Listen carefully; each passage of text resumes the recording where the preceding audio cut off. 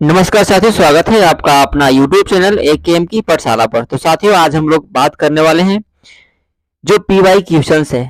PY questions जो है इसी के बारे में आज हम लोग चर्चा करेंगे। ठीक है, ये पीवाई क्वेश्चंस क्या होता है? तो पीवाई क्वेश्चंस का मतलब होता है प्रीवियस ईयर क्वेश्चंस, जो कि अभी हाल ही में 2023 में जो एग्जाम हुआ था। ठीक है, जो 2023 में एग्जाम हुआ था उसी के बारे में हम लोग उसी के जो आपका मॉडल पेपर है उसी को हम आज बताने वाले हैं। ओके, यहाँ पर आपका मॉडल प्रश्न पत्र है। ओके, तो चलिए यहाँ पर आप प्रश्न देखेंगे। प्रश्न कुछ ऐसा है, कुल इसमें प्रश्नों की संख्या की हम लोग बात कर ले तो प्रश्न की संख्या जो टोटल है आपका 50 है। ओके, सभी प्रश्नों के उत्तर देना अनिवार्य है। जो भी इसमें प्रश्न है उसको उत्तर देना अनिवार्य है। प्रत्येक प्रश्न के लिए 1 अंक निर्धारित है। ओके, कितना है? 1 अंक, यानी अगर एक नंबर एक सही होता है तो आपको 1 नंबर आपको मिलता है। ओके, चलिए इसको आप गुना कीजिएगा। 11 ग्राम 121, अब 121 गुना जब आप करते हैं, 121 गुना 11 करते हैं तो आपका कितना आता है? देखिए, 11 एकम 11 के 1, 11 दूना 22, और 23 का 3, और 11 के 11 हो तो 13, यानी 1331 आता है। और जो 1331 होगा यही आपका राइट आंसर होगा। ओके, चलिए नेक्स्ट प्रश्न की हम लोग बात कर रहे थे, प्रश्न संख्या 6 की। उम्मीद करते हैं कि सारा प्रश्न आपको समझ में आ रहा होगा। चलिए, तो प्रश्न संख्या 6 क्या कहता है कि 8 बटा 27, 8 बटा जो 27 है इसका घन कितना होगा? इसका घनमूल निकालना है। इस तरह से इसको आप लिख सकते हैं। तो देखिए, यहाँ पर 8 का जो घन होता है और जो 8 का घनमूल जो होता है वो 2 होता है, और 27 का जो घन होता है वो आपका 3 होगा, यानी 2 से या 3, यानी 2 बटा 3 जो है इसका राइट आंसर होगा। ओके, चलिए प्रश्न संख्या हम लोग 7 की बात कर लेते हैं। प्रश्न संख्या 7 क्या कहता है? 5 का पावर 3 है, 5 का घन 3 है, इसका आंसर कितना होगा? 5 का घन 3 है, इसका आंसर कितना होगा? तो इसमें हम लोग बात कर लेते हैं। 5 का घन 3 का मतलब हुआ कि 5 गुना 5, ये 3 बार गुना करेगा। ठीक है, तो 50 25 25 एक कितना हो जाएगा? 125। 125 इज द राइट आंसर, यानी इसका आंसर 2 नंबर होगा। ठीक है, चलिए उम्मीद है कि आपको प्रश्न समझ में आ रहा होगा। ओके, इसी तरह से हम प्रश्न संख्या 8 की बात कर लेते हैं। 8 प्रश्न क्या कहता है?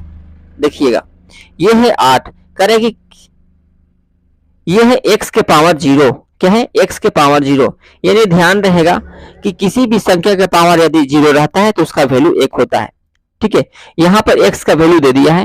हो सकता है कि आप किसी भी संख्या का पावर यदि 0 रहता है तो उसका वैल्यू कितना होता है? 1 के बराबर होता है। कितना होता है? 1 के बराबर होता है। किसी भी संख्या का पावर अगर 0 रहता है उसका वैल्यू कितना होता है? 1 के बराबर होता है।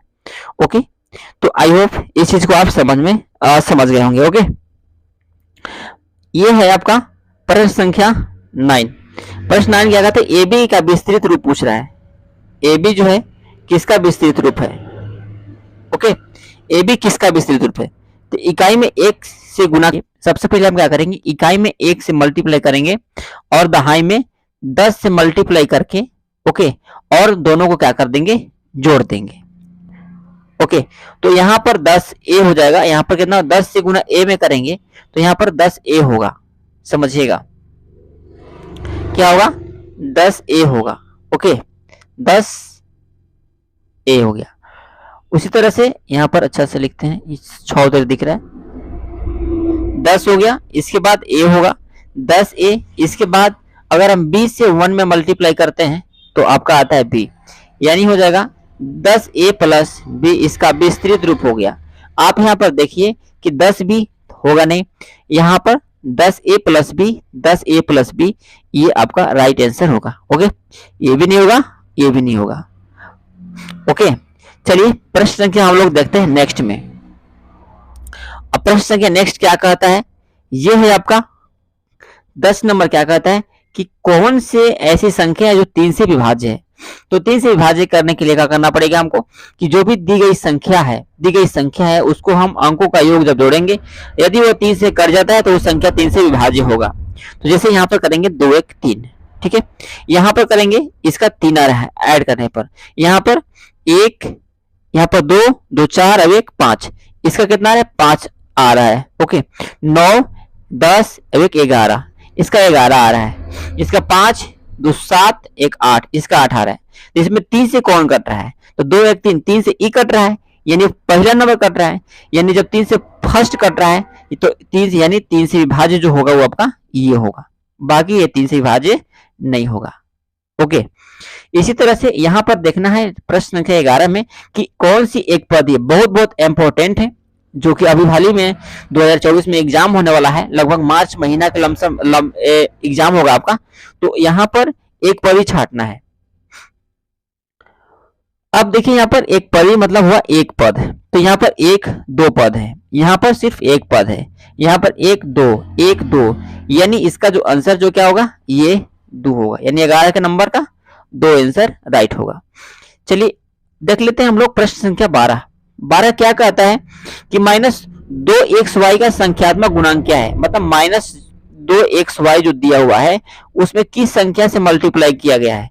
तो आप यहाँ पर देख पा रहे होंगे कि इसमें जो गुना किया गया है वो 2 से गुना किया गया है, ठीक है, -2 से गुना किया गया है। ओके और यही -2 से जब गुना किया गया है तो संख्यात्मक गुणांक जो होगा आपका यही होगा, यही होगा आपका -2 is the right answer. Okay चलिए नेक्स्ट प्रश्न की हम लोग बात कर लेते हैं। प्रश्न संख्या यहाँ पर देखिए -2 है। प्रश्न संख्या हम लोग क्या करते हैं, इसका आंसर देख लेते हैं। चलिए प्रश्न संख्या हम लोग 13 देख लेते हैं। प्रश्न संख्या 13 में क्या है कि a² -2ab + b² का गुणनखंड क्या होगा। तो आपको पता होगा कि a² -2ab + b² किसका गुणन, किसका फॉर्मूला होता है। तो सर आप कहेंगे कि सर a माइनस बी का whole square, a minus B का होल स्क्वायर बराबर फॉर्मूला होता है a² -2ab + b², ये होता है फॉर्मूला। तो इसको हम ऐसे भी तो लिख सकते हैं, यानी a माइनस बी का होल स्क्वायर का मतलब a माइनस बी अब a माइनस बी 2 वाली, यानी यहाँ हो जाएगा a माइनस बी। ओके और यहाँ पर हम लिख सकते हैं a माइनस बी, ये 2 जो है आपका आंसर होगा, यानी a माइनस बी 2 वाली होगा। तो आप यहाँ पर देख पा रहे हैं ये नहीं है, ये भी नहीं है, तो इसको थोड़ा सा हटाते हैं, यहाँ पर देखते हैं, इसको इरेज करते हैं। देखिए ये होगा a minus B is the right answer. चलिए हम लोग देखते हैं इसका गुणनखंड देख लेते हैं। x² -9 का गुणनखंड क्या होगा, x² -9 का गुणनखंड क्या होगा। आप यहाँ पर देख पा रहे होंगे कि x² -9 को हम लिख सकते हैं 3 का स्क्वायर। ओके अब a² - b² का फॉर्मूला होता है a + b अब a माइनस बी, यानी x + 3 और हो जाएगा x - 3, यही जो होगा आपका राइट आंसर होगा, यानी x + 3 और x - 3 is the right answer. x + 3 और x - 3, तो x + 3 x - 3 ये भी है, ये दोनों माइनस इसमें ये नहीं होगा, ये प्लस वाला है ये भी नहीं होगा, ये इसमें 2 आ गए नहीं होगा, यानी 1 is the right answer. Okay चलिए अब हम लोग बात कर लेते हैं प्रश्न संख्या 15 की। अब प्रश्न 15 क्या कहता है समझिएगा, कह रहा है कि 3x + 2 = 5, 3x + 2 = 5 जो है, इसमें x का वैल्यू फाइंड करना है। क्या निकालना है, x का वैल्यू निकालना है। तो हम क्या करेंगे, यहाँ पर 3x लिखेंगे बराबर इस 2 को इधर बिठाएंगे, तो यानी 5 - 2 होगा, यानी 3x बराबर जब हम इसको हल करेंगे तो ये आएगा 3। ओके x = इसका मान हो जाएगा x 3 बटा कितना 3, यानी जब ये कटेगा 3 से 3 खत्म, तो x का जो मान आएगा वो आपका कितना आएगा 1, कितना आएगा 1 इज द राइट आंसर, यानी 1 इज द राइट आंसर आपका ये होगा, है ना, यानी ये आंसर आपका होगा। ओके तो आई होप जो 15 का जो आंसर होगा ये आपका 1 होगा। इसी तरह से हम लोग देखते हैं प्रश्न संख्या 16 की। अब प्रश्न संख्या 16 क्या कहता है, 3 लगातार पूर्णांकों का योगफल 51 है, तो पूर्णांक क्या होगा? तो सबसे आसान तरीका है कि आप इस सब पूर्णांकों को जोड़िएगा, जिसका लगातार पूर्णांक का मतलब जैसे 15, 16, 17 है, 16, 17, 18 है, 51, 52, 53 है। तो किसको किसको हम जोड़ेंगे कि मेरा 51 आ जाएगा? तो चलिए बहुत आसान है, प्रश्न को हम लोग देख लेते हैं, जोड़ लेते हैं। चलिए, तो 7, 6, 13, 13 और 7, 6, 13, 5, 18 हमारा आना चाहिए 1, ये नहीं होगा। ठीक है, इसमें देखते हैं 8, 7, 15, 15, 6, 21, ओके, 21 का 1, 2, 1 और 1, 2 और 1, 3 और हासिल 2 था ना, हो जाएगा 5। इस तरह से 51 आपका आएगा आंसर। ये नहीं हुआ, देखिए 3, 2, 5, 5, 1, 6 आ जा रहा है ना, तो ये भी नहीं होगा, इनमें से कोई तो हो भी नहीं करेगा, यानी इसका answer 2 is the right answer. Okay, कितना होगा? 2 इज द राइट आंसर होगा। ओके, चलते हैं प्रश्न संख्या हम लोग 40 में और 17 में, 40 नहीं ना, सॉरी 17 है ना। ये 40 का कितना प्रतिशत 16 है? तो मान लीजिए 40 है, 40 का हम x प्रतिशत मानते हैं। ठीक है, 40 का x प्रतिशत जो है वो आपका कितना है? 16 है। ओके, तो यहां पर हम क्या करेंगे? 40 करेंगे, 40 का x प्रतिशत का मतलब x बटा 100 बराबर हो जाएगा 16। ओके, हम यहां से काटते हैं, ये से ये खत्म, 4 चौका इधर कटेगा, 4 चौका 16, 4 बार में होगा, यानी इसका जो आंसर होगा, इसका जो आंसर होगा यहां से ई एक्स का x हो जाएगा बराबर, और ये जो 10 जो है ये 4 से मल्टीप्लाई करेगा यहां, तो 10 चौक कितना हो जाएगा? 40। तो 40 का 40% जो है आपका 16 होगा, तो यानी 40 is the right answer. Okay, 40 का 40% इज द राइट आंसर, यानी 3 इज द राइट आंसर। चलिए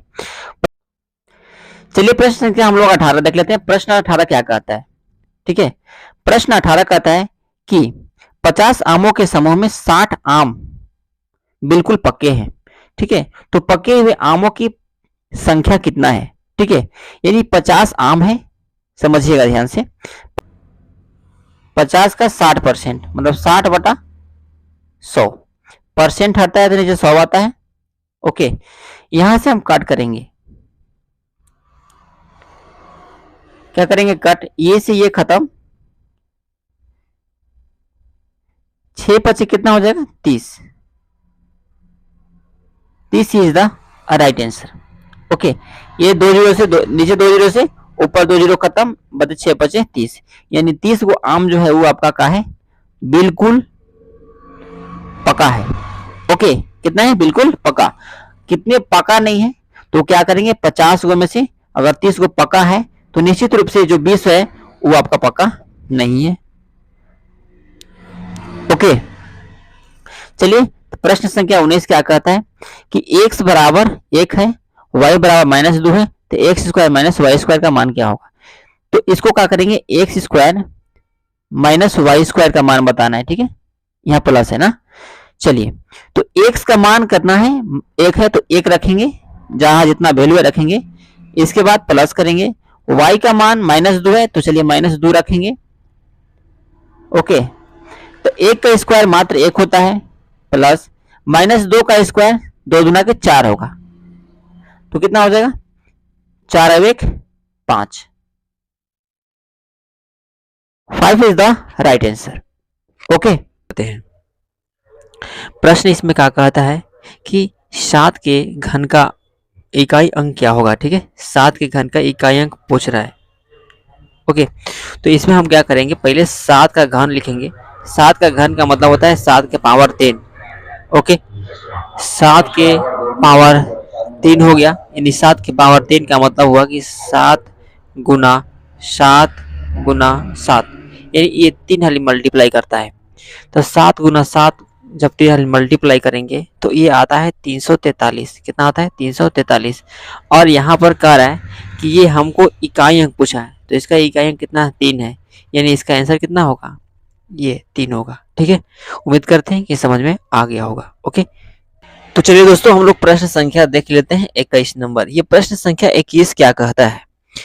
ओके, कह रहा है कि एक घड़ी तो अंकित मूल्य जो है 2000 रुपया है, इस पर 10% बटा दिया जाता है, तो उसका विक्रय मूल्य क्या है? ठीक है, कोई घड़ी है और उसका जो अंकित मूल्य जो है कितना है? 2000 रुपया है, लेकिन उस पर 10% बटा दे रहा है। 10% बटा का मतलब है कि छूट दे रहा है। क्या छूट दे रहा है? 10%, है ना। तो एक बात समझिएगा कि अगर 2000 है, यदि वस्तु का मूल्य कितना है? 2000 रुपया है। ओके, यानी यह 100% में बेचता है। ठीक है, 100% में बेचेगा तो यानी 2000 में बेचेगा। कितना? 2000 में बेचेगा 100% में। लेकिन इसमें 90 पर क्या करता है? 10% या छूट दे देता है, यानी वो बेचेगा कितना में? 10% जब छूट दे देता है तो बेचेगा कितना में? तो वह बेचेगा 90% पर बेचेगा, यानी 2000 का 90% जितना होगा वही जो है वस्तु का विक्रय मूल्य होगा। ओके, तो चलिए यहां पर हम क्या करते हैं कि 2000 का क्या कर लेते हैं? 90% निकाल लेते हैं। ओके, चलिए 2000 का हम क्या कर लेते हैं? 90% निकाल लेते हैं कि आखिर 2000 का 90% कितना होगा। चलिए, तो इस तरह से जब हम इसको काटेंगे, क्या करेंगे? जब इसको हम काटेंगे तो देखिए कितना आता है। ये 2 जीरो से 2 जीरो खत्म, यानी ये 20 बचा और ये 90 बचा, यानी 20 गुना। ठीक है, समझिएगा, अगर 20 गुना यहां पर करते हैं 90, ओके, तो हो जाता है 9 गुना के 1800। कितना हो गया? 1800 हो गया। यानी इस तरह से जो 1800 में उसका विक्रय मूल्य हो गया, है ना, यानी 1800 में वो क्या करेगा? बेचेगा। ओके, चलिए, तो उम्मीद करते हैं कि ये चीज आपको समझ में आ गया होगा। प्रश्न संख्या क्या कहता है? अगला प्रश्न है आपका कि 75 पैसे का 2 रुपए से अनुपात क्या होगा। तो समझना ध्यान से है कि जब भी अनुपात बोलता है निकालने के लिए, तो आपको ध्यान क्या देना है कि ये अगर पैसा में है तो अगला जो पार्टी जो है वो भी पैसा में होना चाहिए, एक रूप में दोनों होना चाहिए। यदि पैसा में है तो पैसा में कन्वर्ट कीजिए, अगर रुपया में कन्वर्ट करना है तो दोनों को रुपया में कर दीजिए। ओके, तो चलिए यहाँ पर हमको पैसा में कन्वर्ट करने के लिए आसान पड़ेगा, यानी 75 पैसा है, यानी 2 रुपए, 2 रुपए में 1 रुपए में 100 पैसा क्या होता है? एक, अगर रुपया की हम लोग बात करें तो 1 रुपया में 100 पैसा होता है। ठीक है, तो यहां पर है 2 रुपए, 2 रुपए में कितने हो जाएंगे? 200 पैसे हो जाएंगे। कितने हो जाएंगे? 200 पैसे, यानी 75 पैसे का अब 200 पैसे से अनुपात निकालेंगे। तो यहां पर हम लिख देंगे कि 75 पैसे, पी मतलब पैसे, आप समझिएगा, का 200 पैसे से, 2 रुपए मतलब 200 पैसे। ओके, 200 पैसे से निकालेंगे। ओके, ये क्या करेंगे हम यहाँ पर कि यहां लिखेंगे 75 का मतलब गुना। अब जो पैसे वाला जो है, का के बाद वाला जो है पलट जाएगा, यानी 1 बटा कितना हो जाएगा? 200 हो जाएगा। ओके, जब हम इसको काटेंगे तो देखिए यहां पर करते हैं, 25 तिया 75 और 25 8 200, यानी 3 बटा हो गया 8। कितना हो गया? 3 बटा 8 हो गया। और ये 3/8 जो हुआ, अगर हम इसको अनुपात के रूप में लिखें तो 3:8 इज द राइट आंसर होगा। क्या? 3:8 इज द राइट आंसर होगा। ओके, तो इसका आंसर जो होगा ये होगा 3:8। 22 का आंसर 3:8। चलिए, तो प्रश्न संख्या हम लोग देख लेते हैं 23 में। यह प्रश्न संख्या 23 क्या कहता है समझिएगा। यह प्रश्न 23 है, कह रहा है कि दो परिमेय संख्याओं के बीच कितनी परिमेय संख्या हो सकता है। तो इसका जो आंसर जो होगा वो अनंत होगा। क्या होगा? अनंत होगा। चलिए यहां पर अब चलते हैं प्रश्न संख्या 24 में।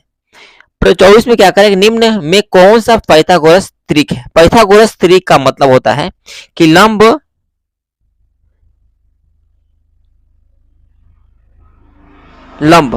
चाहे इसको चलिए इंग्लिश में लिख देता है। ठीक है, इंग्लिश में क्या होगा? Perpendicular plus okay base equal to hypotenuse, यानी हाइपोटेनस का जो वर्ग है परपेंडिकुलर का वर्ग और बेस के वर्ग के बराबर होता है। ओके, तो ये है आपका पाइथागोरस त्रिक। तो चलिए हम इस पर सेट करते हैं। इसमें लंबाई, चौड़ाई और ऊंचाई देखते हैं हम यहाँ पर। ये तो देखिए एक का स्क्वायर करेंगे एक होगा, दो का स्क्वायर कितना, अगर ये पहले को लंबाई, दूसरे को चौड़ाई और तीसरे को ऊंचाई मानते हैं, इसमें पहले को लंबाई, ओके, दूसरे को चौड़ाई और तीसरे को ऊंचाई मानते हैं, तो एक का स्क्वायर एक होगा, दो का स्क्वायर चार होगा और तीन का स्क्वायर 9 होगा। तो ये सूट नहीं करेगा। तो इसका जो आंसर होगा आपका एक ही मात्र आंसर होगा, जो कि आंसर जो होगा आपका ये होगा। ठीक है, क्या होगा ये, क्योंकि 6 का स्क्वायर कितना होगा, 6 का स्क्वायर प्लस 8 का स्क्वायर बराबर में 10 का स्क्वायर हो जाएगा। ओके, 6 का स्क्वायर 36 होता है और 8 का स्क्वायर 64 होता है, बराबर 10 का स्क्वायर 100 हो जाएगा। ओके, तो इस तरह से इसको जोड़ेंगे तो 100 आ गया और इसको भी 100 हो गया, यानी दोनों का बराबर हो गया। यानी जो पाइथागोरस त्रिक जो होगा 6, 6, 8 और 10 होगा। राइट, चलिए नेक्स्ट देखते हैं हम लोग प्रश्न संख्या 25। प्रश्न संख्या 25 क्या कहता है समझिएगा, बहुत इंपॉर्टेंट है गाइस, तो वीडियो के अंत तक बने रहिएगा।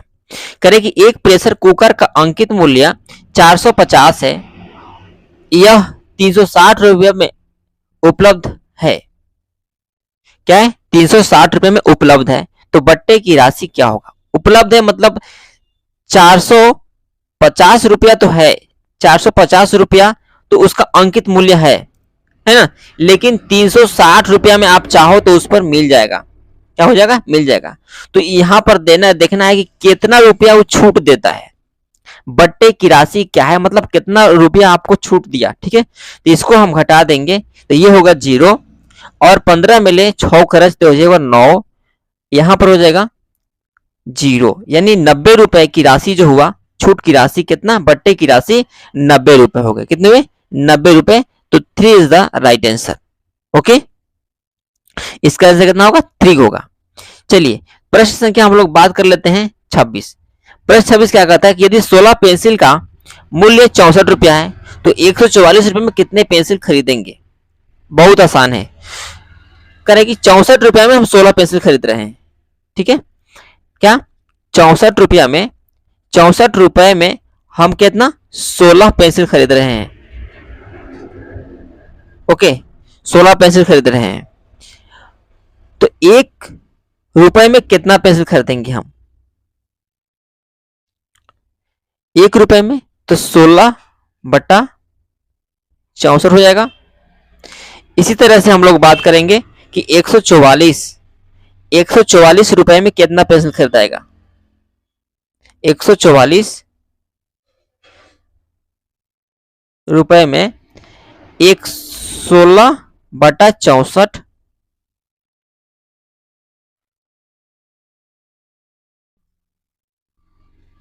गुना 144, इसको हम कट करेंगे,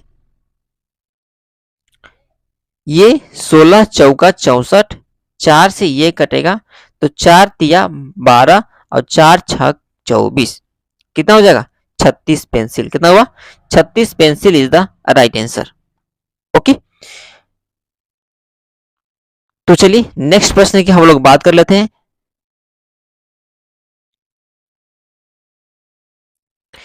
ये रहा आपका 27 नंबर प्रश्न। 27 नंबर प्रश्न क्या कहता है कि 45 व्यक्ति किसी काम को 13 दिन में करते हैं, तो उसी काम को 39 व्यक्ति कितने दिन में करेंगे। ठीक, 13 दिन में करता है, यानी 45 व्यक्ति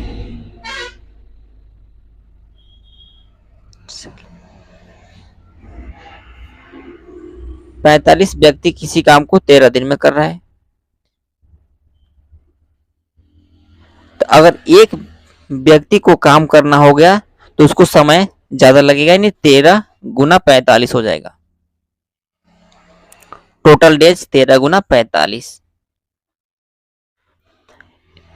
इस तरह से हमको 39 व्यक्ति की निकालना है। तो 39 व्यक्ति किसी काम को कितना दिन में करेगा?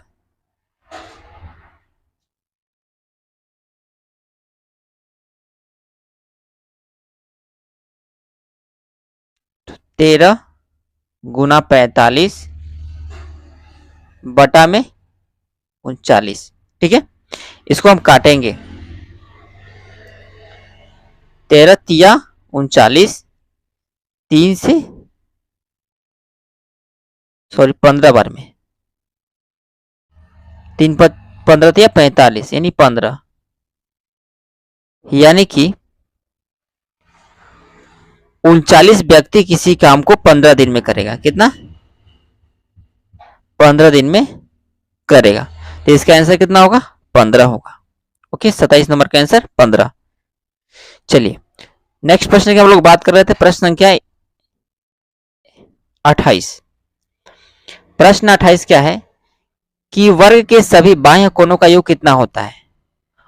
बाह्य कोण कौन सा होता है? चलिए पहले एक वर्ग बनाते हैं। इस तरह से एक वर्ग हो गया, इस तरह से एक वर्ग हुआ। बाह्य कोण ये हुआ अंतः कोण, इसको हम लोग बोलते हैं अंतः कोण। और इसको जो यहां पर जो कोण बनता है इसको हम लोग बोलते हैं बाह्य कोण। ओके, ये क्या है? बाह्य कोण। तो बाह्य कोणों का जो योग होता है वो 360 होता है। कितना होता है? 360। तो चलिए ऑप्शन में हम लोग देख लेते हैं, ऑप्शन में 360 कहाँ है? देखिए यहाँ, देखिए 360। तो इसका जो आंसर होगा ये 360 is the right answer. Okay, चलिए प्रश्न क्या हम लोग 29 देख लेते हैं। 29 क्या है कि 500 रुपए का 5% वार्षिक ब्याज की दर से 2 वर्ष का साधारण ब्याज कितना होगा? तो यहां पर समझेंगे कि ये P है, ठीक है, ये प्रिंसिपल है, ये रेट है, ये प्रिंसिपल है, ये रेट है और ये टाइम है। इसको ध्यान में रखना है। ठीक है, प्रिंसिपल, रेट और टाइम है। तो इसके लिए एक फॉर्मूला लिखते हैं। SI इक्वल टू एक फॉर्मूला होता है P गुना R गुना T बटा में 100। P का मान हो गया 500, R का मान 5 और T का मान 2 बटा हो गया 100। इसको हम क्या करते हैं? काटते हैं। एक 2 0 2 से 2 0 खत्म, बच गया मेरा 5 गुना 5 गुना 2 यानी 50, 25, 25 दूना हो गया 50, यानी 50 रुपया जो हुआ आपका ये ऐसा ही हुआ। क्या हुआ? साधारण ब्याज कितना हो गया? 50 रुपए। तो 29 का जो आंसर होगा वो 50 रुपए यानी 50 रुपीज होगा। ओके, साधारण ब्याज कितना आ गया? 50 रुपए हो गया। तो इस फॉर्मूला के माध्यम से आप इसको आराम से हल कर सकते हैं।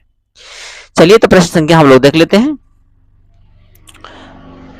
30 नंबर। ठीक है, प्रश्न संख्या 30 क्या कहता है समझिएगा। यहां पर आयलर सूत्र कह रहा है, निम्न में से आयलर सूत्र कौन सा है? ठीक है, तो आयलर सूत्र जो होता है ये आपको जो दिख रहा है F प्लस V बराबर E प्लस 2। F का मतलब होता है यहां पर फेस, V का मतलब होता है वर्टेक्स, E फिर होता है एड्ज। ओके, ये 2 है, E फिर होता है एड्ज। तो इस तरह से ये होता है आयलर सूत्र से F प्लस V बराबर E plus 2 is the right answer. यानी इसका आंसर 31 का जो आंसर होगा ये होगा F प्लस V बराबर E प्लस 2। ओके, चलिए नेक्स्ट प्रश्न है आपका, समझिएगा ध्यान से।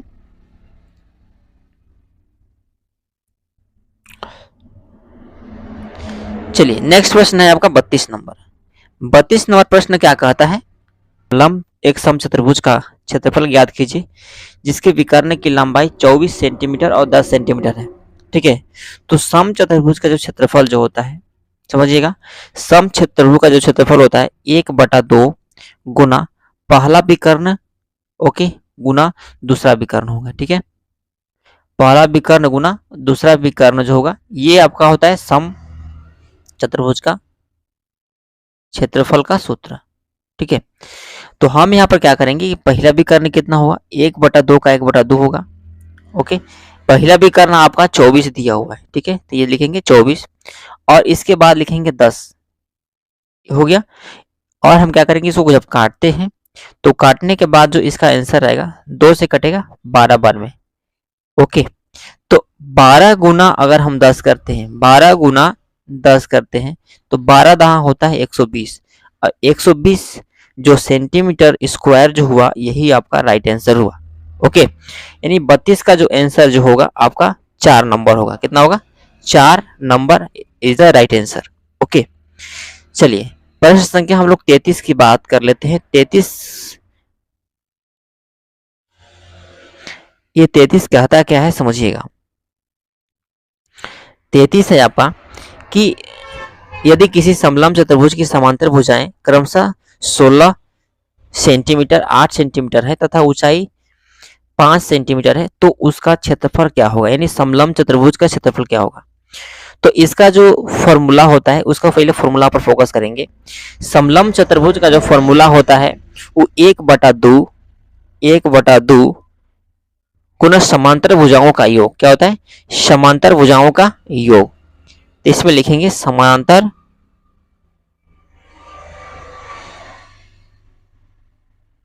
भुजा का योग। ओके, क्या होगा, समांतर भुजाओं का योग होगा। यहां पर हम लिख देते हैं योग। ओके, आप अच्छा से लिखेंगे। इसके बाद क्या होता है, गुना ऊंचाई। अब हम क्या करेंगे, 1/2 समानांतर भुजाओं का योग कहने का मतलब है कि ये जो भुजा दिया हुआ है 6 और 8 दिया हुआ है, इन दोनों को प्लस करेंगे, 6 + 8 कर देंगे। इसके बाद क्या करते हैं कि गुना ऊंचाई कर देंगे, h हो गया। इसके बाद हम लोग क्या करेंगे, 1/2 लिखेंगे और 8 और 6 14 हो जाएगा। कितना, 14 होगा। इसके बाद ऊंचाई कितनी है, ऊंचाई आपका जो है 5 है, तो यहाँ लिखेंगे 5। इस तरह से जब हम इसको काटते हैं, जब इसको हम काटते हैं 2 सत्ते 14, यानी जब हम 7 गुना 5 करेंगे तो इसका जो आंसर आएगा वो 35 आएगा। कितना, 35 is the right answer. Okay, यानी इस 33 का जो आंसर जो होगा वो आपका 35 होगा। कितना होगा, 35 होगा। ओके, तो 33 का आंसर कौन सा होगा, 35 होगा। ओके, चलिए प्रश्न संख्या हम लोग देख लेते हैं 35 नंबर। ओके, तो 34 का आंसर 33 देखना है ना, 33 देखना है। चलिए, तो घन का कुल पृष्ठीय क्षेत्रफल क्या होगा। अब कुल पृष्ठीय क्षेत्रफल क्या होगा, इसका आंसर यहां पर देखिए, ये सूत्र है। ठीक है, तो घन का जो कुल पृष्ठीय क्षेत्रफल जो होता है, तो इसका जो आंसर जो होगा आपका 6l² होगा। क्या होगा, 6l² is the right answer, यानी 6l² घन का कुल पृष्ठीय क्षेत्रफल इसका राइट होगा। इसी में आपका घन का है पार्श्व आता है, तो घन का जो ये होता है कुल, ये होगा, इसको हम लोग बोलेंगे कुल। इसी का 4l² जो होता है, इसका होता है आपका पार्श्व। क्या होता है, पार्श्व पृष्ठीय क्षेत्रफल होता है 4l², कुल होता है 6l²। राइट, चलिए तो अब हम लोग बात कर लेते हैं प्रश्न संख्या 35। प्रश्न संख्या जो है आपका 35 है। ठीक है, ये 35 क्या कहता है कि एक बेलन की त्रिज्या 14 सेंटीमीटर है और ऊंचाई आपका 10 सेंटीमीटर है। ठीक है, तो बेलन का वक्र पृष्ठीय क्षेत्रफल क्या होगा। ठीक है, बेलन का वक्र पृष्ठीय क्षेत्रफल क्या होगा। तो दोस्तों आपको पता होगा कि बेलन का वक्र पृष्ठीय क्षेत्रफल जो होता है आपका, वो लिख लेंगे आप। ओके, लिखेंगे आप 2πRh। 2πRh जो होता है बेलन का वक्र पृष्ठीय क्षेत्रफल आता है। ओके, बेलन का वक्र पृष्ठीय क्षेत्रफल क्या होता है, 2πRh। इसमें 2 का 2, पाई का मान 22/7 रखना है। ओके, आर का मान कितना रखना है, आर का मान देखिए यहाँ पर त्रिज्या दिया हुआ है 14 सेंटीमीटर, तो लिखेंगे यहाँ पर 14। इस तरह से 2 पाई आर हो गया, और एच का वैल्यू देखिए ऊंचाई आपका दिया हुआ है 10 सेंटीमीटर, तो यहाँ लिखेंगे हम 10। इस तरह से गाइस इसको जब हम काटेंगे 7 दूना के हो गया 14 दो बार में, और जब हम इसको गुना करते हैं देखिए यहाँ पर कितना कितना बच गया, 2 गुना 22 गुना 2 गुना 10। जब इसको मल्टीप्लाई करेंगे तो देखिए यहाँ पर क्या आता है, 22 दूना 44 हो गया, ओके, और 44 दूना 88 हो जाएगा। अब 88 गुना अगर 10 करते हैं तो 800 मेरा 80 आएगा। कितना आएगा, 880 इज द राइट आंसर होगा। ओके, 880 सेंटीमीटर स्क्वायर जो है इसका क्षेत्रफल होगा, यानी 880 होगा। ओके, तो उम्मीद करते हैं कि ये चीज आपको समझ में आ गया होगा। चलिए अब हम लोग प्रश्न संख्या देख लेते हैं 36 की ओर। ओके, तो ये रहा आपका प्रश्न संख्या 36। प्रश्न 36 क्या कहता है कि यदि घन की एक भुजा 8 सेंटीमीटर है तो घन का आयतन क्या है। दोस्तों आपको पहले घन का आयतन पता होना चाहिए कि घन का आयतन क्या होता है। ओके, तो घन की आयतन की हम लोग बात करें तो यहां पर भुजा क्यू होता है। क्या होता है, भुजा क्यू, यानी भुजा क्यू। भुजा क्यू का बोले तो भुजा गुना भुजा 3 हाली, एक भुजा का मान 8 दिया हुआ है, यानी 8 का क्यू हो जाएगा। ओके, 8 का क्यू बोले तो 8 गुना 8 गुना 8। जब आप इसको मल्टीप्लाई करिएगा तो 8 अठाई 64, और 64 गुना 8 करते हैं तो 8 चौका 32 हासिल 3, और 8 छक्की 48 और 3 51, यानी 512 सेंटीमीटर घन सेंटीमीटर जो है वो आपका राइट आंसर होगा। ओके, यानी 512 घन centimetre is the right answer, यानी ये 2 नंबर आपका राइट होगा। ओके, चलिए तो प्रश्न संख्या हम लोग बात कर लेते हैं। प्रश्न संख्या आपका है 37। ओके, प्रश्न संख्या 37 क्या कहता है कि यदि बेलन की त्रिज्या और ऊंचाई क्रमशः दिया हुआ है ये 7 सेंटीमीटर और 10 सेंटीमीटर, तो बेलन का आयतन क्या होगा। देखिए यहां पर ये बेलन की त्रिज्या है, यानी जो फर्स्ट दिया हुआ है ये दिया हुआ है r, और ये जो दिया हुआ है ये दिया हुआ है h। ओके, तो यहां पर समझ में आपको आ गया होगा कि r कितना है h कितना है। आप अपने नोट कॉपी में लिखते चलेंगे। ओके, तो चलिए इसको इरेज करते हैं और हम लिखते हैं यहां पर बेलन का आयतन। ठीक है, बेलन का आयतन का फॉर्मूला जो होता है आपका पाई आर स्क्वायर एच। क्या होता है, पाई आर स्क्वायर एच। ये हुआ बेलन का आयतन का सूत्र। पाई का मान होता है 22/7। ठीक है, आर का मान हो जाएगा आपका दिया हुआ यहां पर 7 दिया हुआ है, 7 रखेंगे, स्क्वायर है इसलिए हम 7 गुना 7 दो बार करेंगे। यहां पर एच कितना है, 10 है तो 10 रखेंगे। ओके, अब हम इसको काटेंगे, 7 से एक 7 खत्म, बच गया मेरा 22 गुना 7 गुना 10। जब इस तरह से जब हम इसको मल्टीप्लाई करेंगे 22 सत्ते होता है 154, अब 154 गुना 10 करते हैं तो आपका आता है 1540 घन सेंटीमीटर। ओके, 1540 घन सेंटीमीटर आएगा। ओके, तो इस तरह से गाइस इसका जो आंसर होगा, यानी ये 37 का जो आंसर होगा वो आपका 1540 घन सेंटीमीटर, यानी 1540 centimetre cube is the right answer. Okay, चलिए तो अब हम लोग प्रश्न संख्या हम लोग बात कर लेते हैं 38 की। ठीक है, यानी 38 की। घनाभ का आयतन ज्ञात करना है। ध्यान रखिएगा, घनाभ का आयतन ज्ञात करना है। घनाभ की लंबाई, चौड़ाई और ऊंचाई क्रमशः दिया हुआ है। देखिए ये है लंबाई, ओके, ये है चौड़ाई यानी b, और ये है ऊंचाई यानी h। एल बी एच क्या क्या दिया हुआ है, एल बी एच दिया हुआ है। तो यहां पर हम लोग को पता करना होगा कि आखिर घनाभ का आयतन क्या होगा। इसका हम लोग को सूत्र याद करना होगा। तो घनाभ का आयतन का सूत्र जो होता है लंबाई गुना चौड़ाई गुना ऊंचाई। ओके, लंबाई मेरा 6 है, ओके, लंबाई, चौड़ाई 3 और ऊंचाई आपका 2 है। इस तरह से जब मल्टीप्लाई करेंगे तो 6 18, 18 दुना के 36, ओके, क्या होगा 36 centimetre cube is the right answer. Okay, इस तरह से गाइस ये रहा आपका आंसर, ये यानी 36 घन centimetre is the right answer. Okay, चलिए अब हम लोग प्रश्न संख्या हम लोग बात कर लेते हैं 39 की। क्या 39 यानी 39, ठीक है। 39 में क्या कहता है कि घन में कुल कितने किनारे होते हैं, तो इसमें कुल किनारों की संख्या जो होता है वो आपका 12 होता है। कितना होता है 12। अब 12 कैसे होता है देख लेते हैं इसको। इस तरह से एक घन बना दिया हमने, ठीक है, क्या इस तरह से हमने एक घन बना दिया, और ये घन बनाने के बाद क्या हुआ, अभी आपको कितने किनारे दिख रहे हैं, 1 2 3 4, ठीक है, एक 5 एक 6, ठीक है, और कुछ छूट रहा है 6 और एक नीचे 7, ओके 7 और एक बगल में 8, 8 किनारे दिखे आपको, 8 किनारे दिख गए। और इसमें 4 किनारे कहाँ कहाँ जुड़ता है देखिएगा, एक किनारे ये हो गया 8 एक 9, एक किनारे ये हुआ 10, एक किनारे यहाँ 11 और एक किनारे यहाँ पर 12। इस तरह से घन के कुल 12 किनारे होते हैं। कितने, घन के कुल 12 किनारे होते हैं। चलिए अब हम लोग बात कर लेते हैं प्रश्न संख्या 40 यानी 40 का।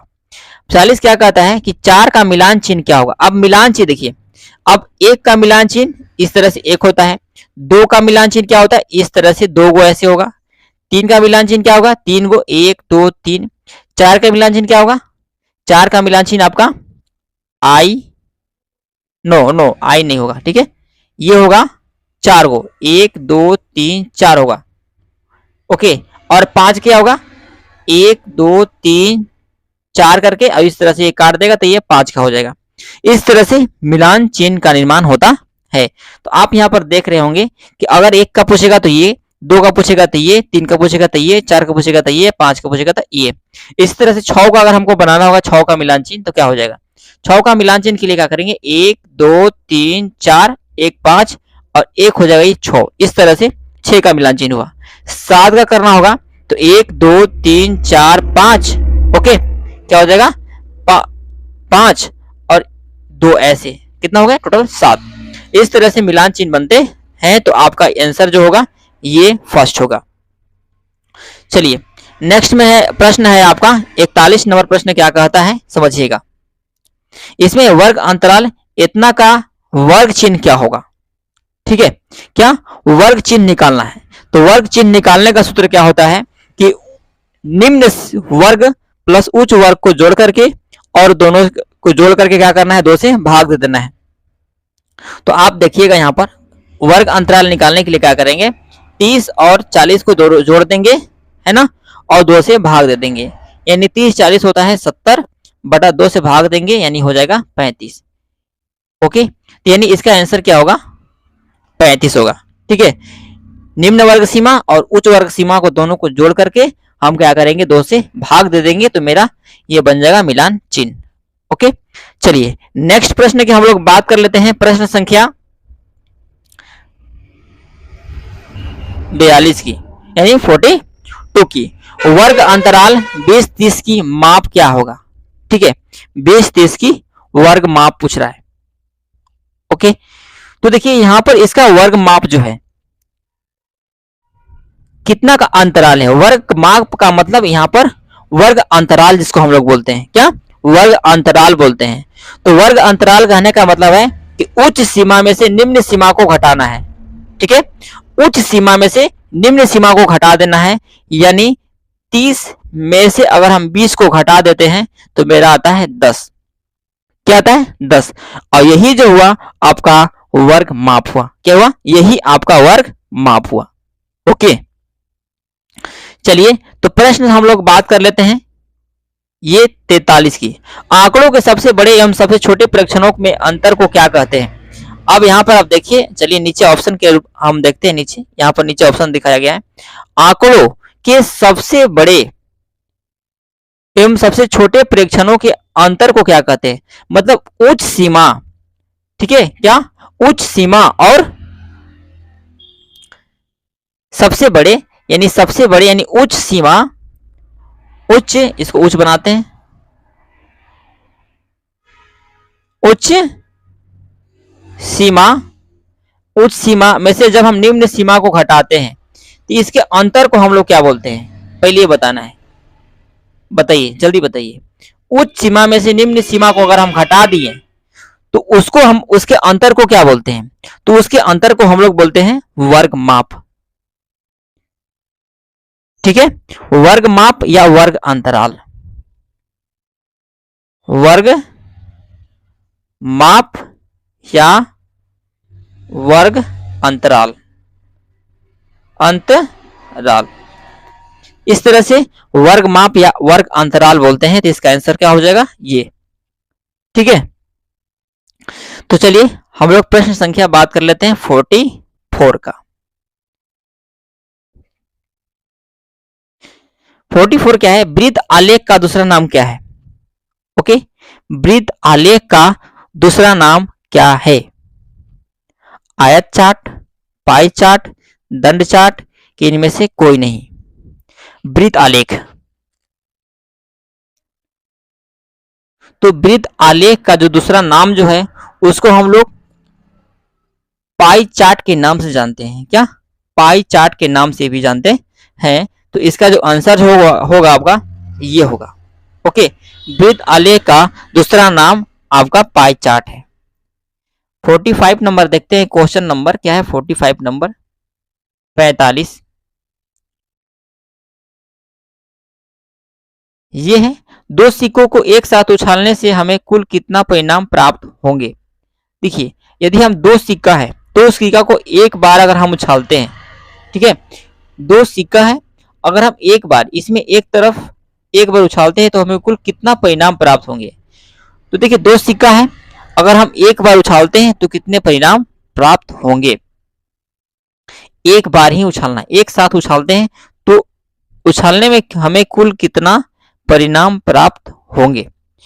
तो इसमें 2 का स्क्वायर यानी 4, आंसर कितना हो जाएगा, 4 हो जाएगा। ओके, चलिए नेक्स्ट प्रश्न हम लोग बात कर लेते हैं, प्रश्न संख्या 46 की।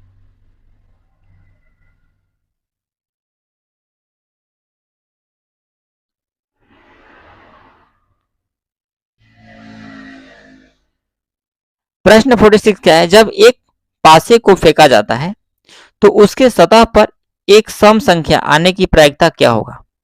एक पासे को फेंका जाता है तो उसकी सतह पर एक सम संख्या आने की प्रायिकता क्या है। एक पासे को एक बार फेंका जाता है, एक पासे को फेंका जाता है तो उसके सतह पर एक सम संख्या आने की प्रायिकता क्या है। तो पासा में 1 2 3 4 5 6, ये 6 तक संख्या होता है।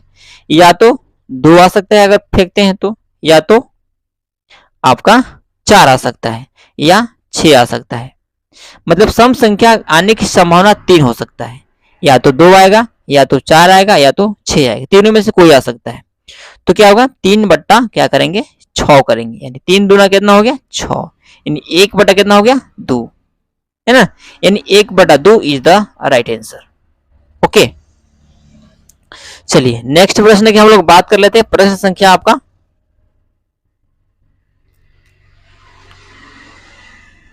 47 की। एक थैले में 4 नीले, 2 हरी और 5 काली गेंद है, थैले के अंदर बिना देखे निकाली जाती है, इसकी क्या प्रायिकता है कि निकाली गई गेंद पीली है। तो देखिए, यहां पर हम देख रहे हैं कि एक थैला है, इस तरह से एक थैला बनाया हुआ है, इसमें 4 ब्लू है। ओके, इसको इरेज करते हैं, 4 ब्लू है, 2 ग्रीन है और 5 ब्लैक है।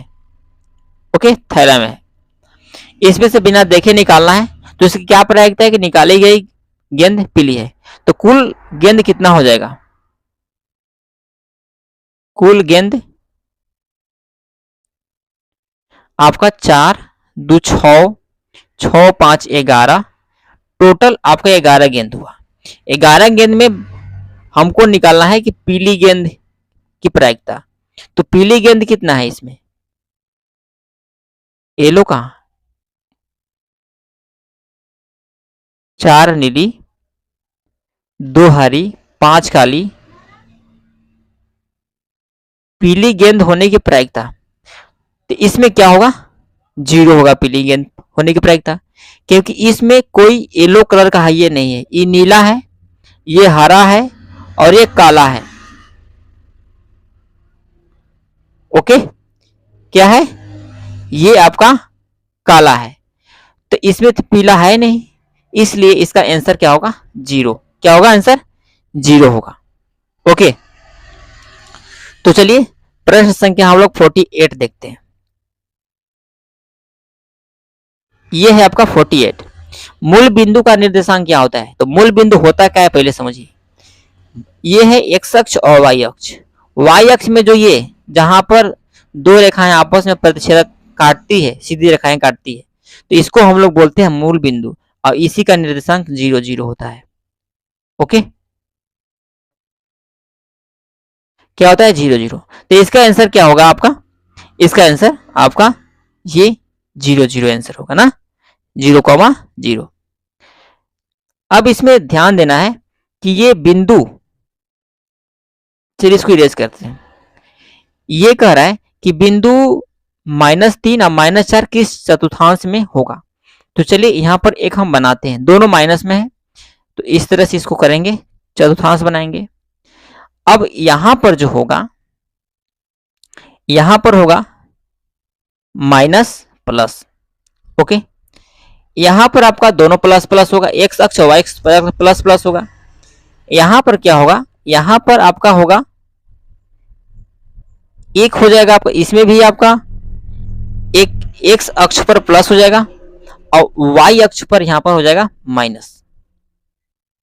ठीक है, एक्स अक्ष पर प्लस और वाई अक्ष पर नीचे हो जाएगा माइनस, यानी यहां पर हम लिख सकते हैं minus plus, no minus plus नहीं, प्लस माइनस होगा, क्योंकि एक्स पर हो जा रहा है प्लस और वाई पर हो जा रहा है माइनस। अब यहां पर एक्स पर कितना आएगा, एक्स पर हो जाएगा माइनस और वाई पर भी हो जाएगा माइनस, तो दोनों माइनस में है। इसको पहला चतुर्थांश बोलेंगे, इसको दूसरा चतुर्थांश, इसको तीसरा चतुर्थांश और इसको चौथा चतुर्थांश बोलेंगे। ओके, इस तरह से जो इसका राइट आंसर होगा, ये देखिए दोनों माइनस में है, यहां पर भी देखिए दोनों माइनस में है। ठीक है, इस तरह से जो हम इसका आंसर लिखेंगे, ये चतुर्थांश में जाएगा, है ना, चतुर्थ में जाएगा, यानी चौथा चतुर्थांश में यह जाएगा। ओके, चलिए, तो उम्मीद करते हैं कि यहां तक आपको कोई दिक्कत परेशानी नहीं हुआ होगा। चलिए नेक्स्ट प्रश्न, और जो लास्ट प्रश्न है 15 नंबर क्वेश्चंस। ओके, 15 नंबर संख्या जो है आपका 50 यानी 50, जो कि इस मॉडल पेपर का लास्ट क्वेश्चन है। ठीक है, यदि आप टोटल प्रश्न अगर नहीं देखे होंगे, इस टोटल 1 to 50 नहीं देखे होंगे, तो आप हमारे चैनल पर जा कर के मॉडल क्वेश्चंस को हम पार्ट बाय पार्ट करके वीडियो अपलोड किए हैं 50 क्वेश्चंस का, आप वहां जा कर के देख सकते हैं। तो देखिए यहाँ पर प्रश्न का ये क्या कहता है, इसमें कोटि पूछना है। तो देखिए कोटि के लिए आपको ध्यान क्या देना है कि जैसे यहाँ पर देखिए कोई भी अगर आप बनाते हैं अक्ष, ठीक है, तो यहाँ पर जैसे एक्स अक्ष ये वाला, इसको हम लोग बोलते हैं एक्स अक्ष। ओके, और इसको हम लोग बोलते हैं वाई एक्सिस। ठीक है, एक होता है एक्स एक्सिस, और इधर वाला जो भी होता है, इधर जो होता है वो सब प्लस में होता है। ठीक है, और इधर वाला जो होता है वो आपका माइनस में होता है, नीचे वाला होता है आपका माइनस में और ऊपर वाला होता है प्लस में। ये तो आपको कुछ समझ में आ गया,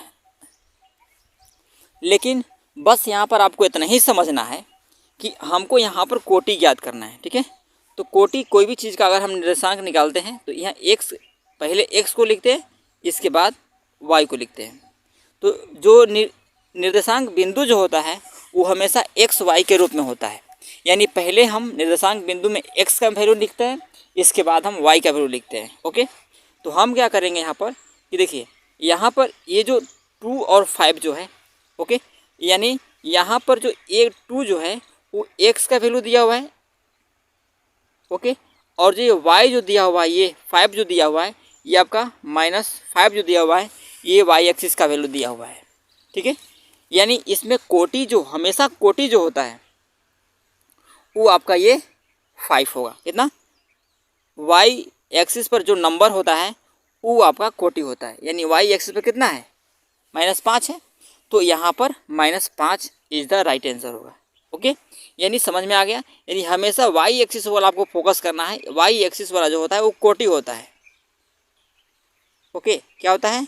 y एक्सिस वाला कोटि होता है, और ये जो होता है आपका भुज होता है। क्या होता है? भुज, ओके, ये होता है भुज। यानी भुज और कोटि अगर निकालने के लिए एग्जाम में कहे तो जो x एक्सिस वाला रहेगा, यानी x का जो वैल्यू रहेगा वो भुज है, और y एक्सिस वाला जो रहेगा वो है आपका कोटि।